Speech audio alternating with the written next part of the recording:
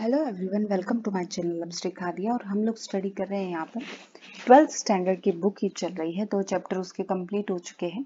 3rd chapter आज हम यहाँ पर स्टडी करेंगे, दबाव, मानवीय क्षमताएं और खुशहाली। सबसे पहले हम ये समझने की कोशिश करेंगे कि दबाव क्या है।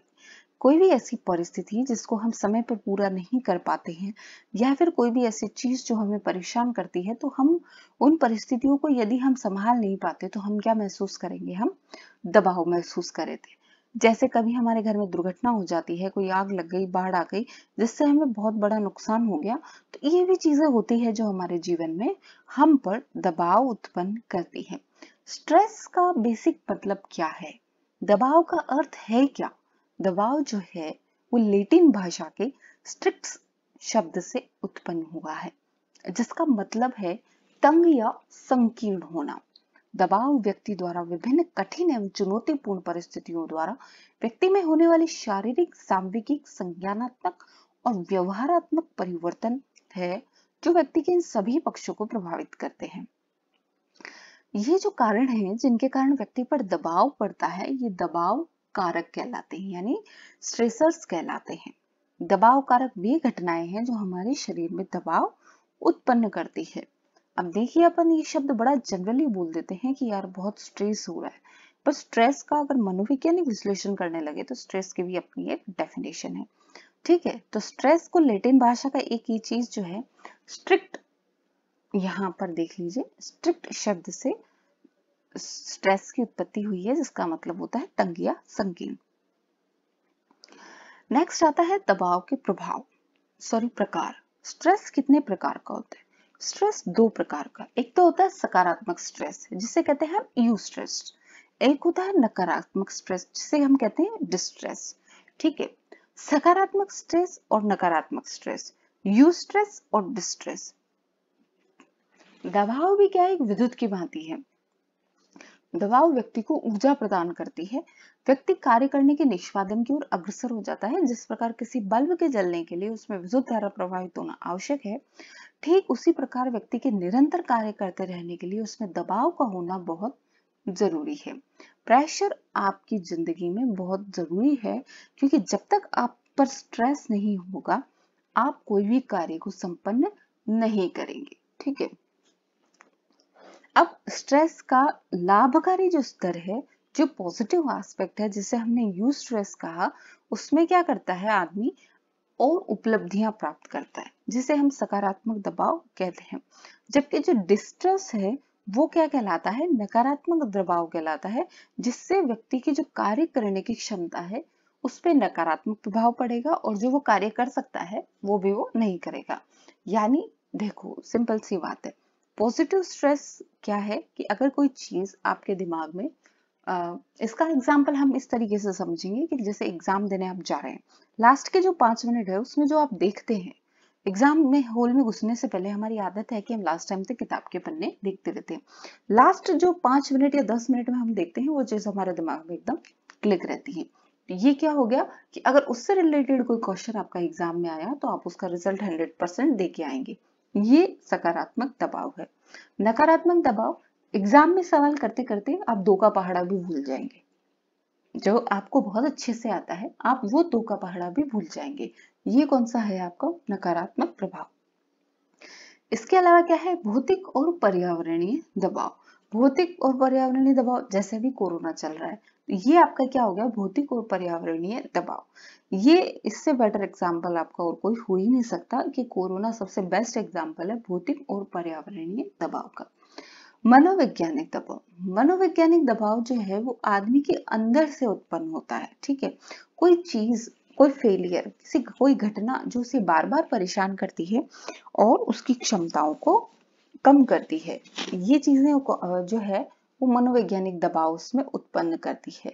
और इसमें जैसे द्वंद्व है, दुश्चिंता है, कुंठा है और अवसाद है, ये सभी समस्याएं मनोवैज्ञानिक दबाव का ही परिणाम स्वरूप। ये बिल्कुल वैसा ही है जैसे आपने अभी फर्स्ट ग्रेड का एग्जाम दिया। ठीक है, और फर्स्ट ग्रेड के एग्जाम के डबल कट ऑफ में आपका सिलेक्शन हुआ, मगर फाइनल कट ऑफ में आपका सिलेक्शन नहीं हुआ। तो ये जो परिस्थिति आपके जीवन में आएगी, ये कौन सी परिस्थिति होगी? फ्रस्ट्रेशन लाएगी। और कब, जब आप कुछ पॉइंटों से रह गए हों। सामाजिक दबाव, ये सबसे बड़ा दबाव है, सबसे जानलेवा दबाव। लोग आपको जीने नहीं देते। तेरी अभी तक जॉब नहीं लगी, तेरी अभी तक जॉब नहीं लगी, तू इतने साल का हो गया, तू अब तक पढ़ा हुआ है, तेरी अभी तक जॉब नहीं लगी। ये दबाव आपका कौन सा दबाव कहलाता है? ये सामाजिक दबाव कहलाता है। और इस वजह से आप क्या करेंगे, आपको जो गुस्सा आने लगेगा इन सब चीजों, आप लोगों से मिलना जुलना बंद कर देंगे, आप लोगों से बातचीत करना बंद कर देंगे, परिवार वाले लोगों से मिलना ही बंद कर देते हैं। अच्छा, जो अंतर्मुखी व्यक्तित्व वाला व्यक्ति है उसको इस चीज से ज्यादा फर्क नहीं पड़ेगा, पर जिस आदमी की आदत है दिन में 4 बार बाजार में घूम के आने की, उस पर अगर ये स्ट्रेस आया कि तुम्हारा एग्जाम अभी तक नहीं हुआ, पिछले वाले एग्जाम का रिजल्ट क्या रहा, तेरी अभी तक शादी नहीं हुई, तो वो क्या करेगा, फिर बाहर जाना ही बंद कर देगा। और अगर बहिर्मुखी व्यक्तित्व वाला बाहर जाना बंद कर देगा तो उसके लिए वो स्ट्रेस ज्यादा समस्या उत्पन्न करेगा। मनोवैज्ञानिक प्रकार्य तथा स्वास्थ्य पर दबाव का प्रभाव।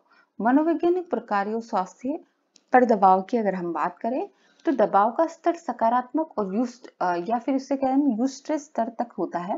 व्यक्ति के लिए दबाव लाभदायक बना रहता है, परंतु इस लाभदायक स्तर से अधिक दबाव होने पर इन दबाव में व्यक्ति के व्यवहार और उसके स्वास्थ्य पर नकारात्मक प्रभाव यहाँ पर पड़ने लग जाता है। कई बार इससे क्या होता है, आदमी को शारीरिक समस्याओं का सामना भी करना पड़ता है। जैसे ही आपका इंटरव्यू की बारी आई, आपके पेट में कुरकुर कुरकुर होने लगी, आपको ऐसा लग रहा है जैसे आपको बार बार अभी वॉशरूम जाके आना है, तो ये क्या हो गया कि सकारात्मक, आप अंदर से बिल्कुल कॉन्फिडेंट है कि आपको हर चीज आती है, वो स्ट्रेस यू स्ट्रेस है।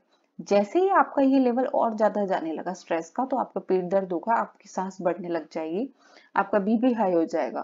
तो ये सब चीजें क्या आ जाती है, फिर यू स्ट्रेस का भी एक लेवल बढ़ जाता है, तो आप उसको डिस्ट्रेस में कन्वर्ट कर देते हैं। और ये सब चीजें, जैसे जिनको बीपी की प्रॉब्लम है, डायबिटीज की प्रॉब्लम है, जिन लोगों को पहले ही जिनका इम्यूनिटी सिस्टम कमजोर है, उनके साथ में अगर दबाव वाली स्थिति उत्पन्न हो जाती है तो समस्या थोड़ी ज्यादा हो जाती है। अब यहाँ पर देखो कि ये जो वायरस, जीवाणु, अन्य कारण शरीर के लिए एंटीजन का कार्य करते हैं। अब ऐसी सिचुएशन में हमारे शरीर की रक्षा कौन करे? यहाँ से हम देखेंगे कि जो प्रतिरक्षण तंत्र में श्वेत रक्त कणिका यानी WBC है, वो श्वेताणु होते हैं।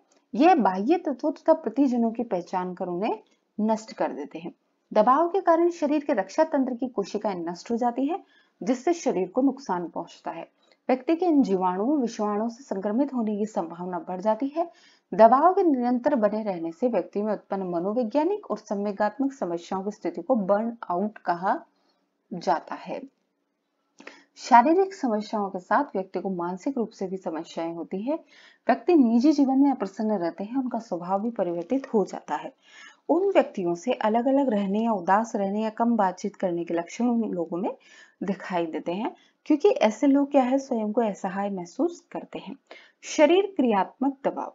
अब इसमें यही है कि जब आपके अंदर स्ट्रेस होगा तो आप में कुछ हार्मोन स्रावित होंगे, जैसे क्या कहते हैं, एड्रेनालिन और कार्टिसोल, इनका स्रावन बढ़ जाता है।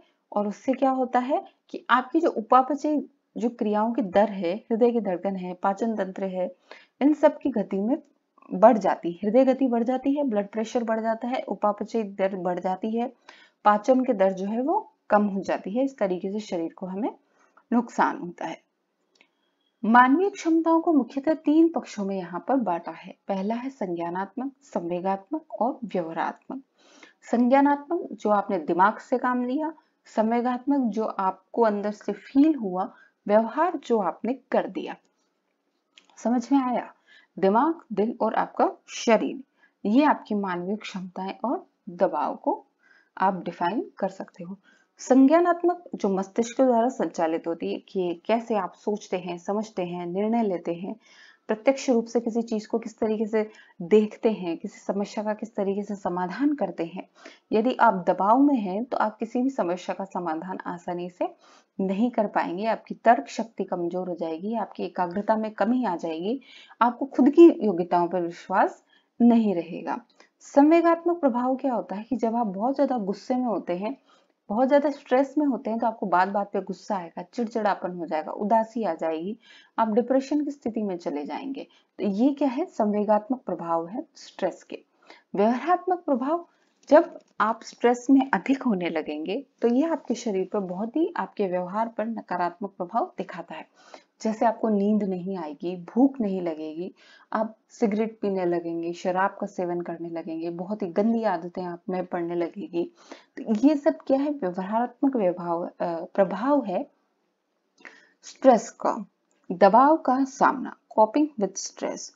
कॉपिंग विद स्ट्रेस का मतलब है कि आपके सामने चाहे किसी भी स्ट्रेसफुल परिस्थितियां हैं, चाहे आप पर कितना भी दबाव है, आप खुद को वहां संतुलित रखकर उस समस्या का सामना करें। किस तरीके से करें? उचित क्रिया द्वारा करें। यानी आपको पता है कि सामने आपकी जो समस्या है उसका समाधान ढूंढने की कोशिश करें शांत मन से। जैसे एग्जाम है तो बजाय ये स्ट्रेस लेने की एग्जाम है एग्जाम है एग्जाम है, नहीं, आप अपनी किताब खोलें, उससे रेगुलर अपनी पढ़ाई करें। धीरे धीरे आपका दबाव अपने आप कम होगा। संवेगों पर नियंत्रण। कई बार क्या होता है, हमें अचानक गुस्सा आता है, हम जोर से चिल्ला उठते हैं। ऐसा नहीं है, आप थोड़ी देर शांत मन से अकेले कहीं बैठिए, ठंडा दिमाग से आप सोचिए कि ये जो समस्या है उसके समाधान के लिए मैं क्या कर सकता हूँ या मैं क्या कर सकती हूँ।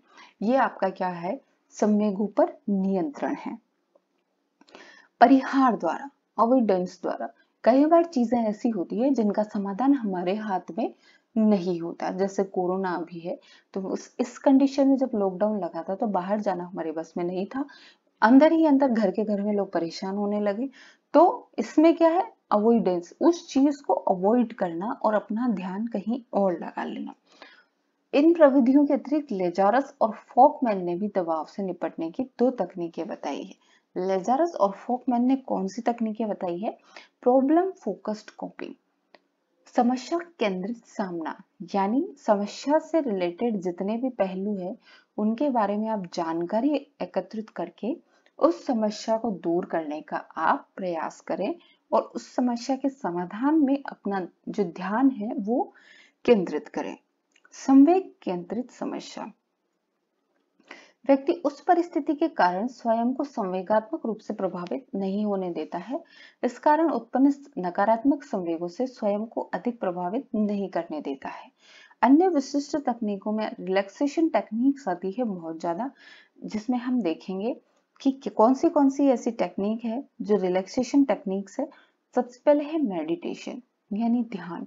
हर व्यक्ति को, जो चाहे स्ट्रेस में हो या नहीं हो, सुबह 10 से 15 मिनट या जितना भी आपको टाइम मिले, या मैं तो ये कहूंगी कि 5 मिनट आपको मेडिटेशन बिल्कुल करना चाहिए, जिससे आपको असीम शांति का अनुभव होता है और आपका दिन बहुत अच्छा निकलता है।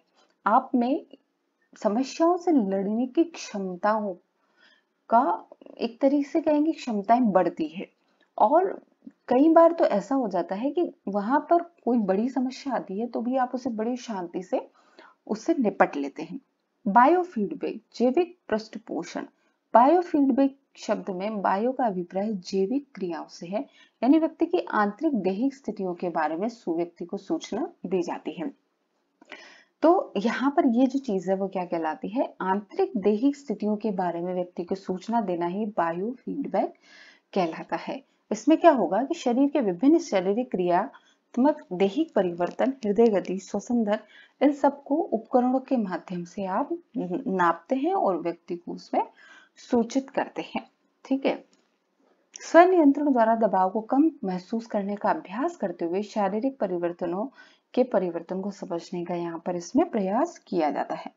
इसके बाद नेक्स्ट आता है आपका संज्ञानात्मक व्यवहारात्मक तकनीकें, यानी कोग्निटिव बिहेवियरल टेक्निक।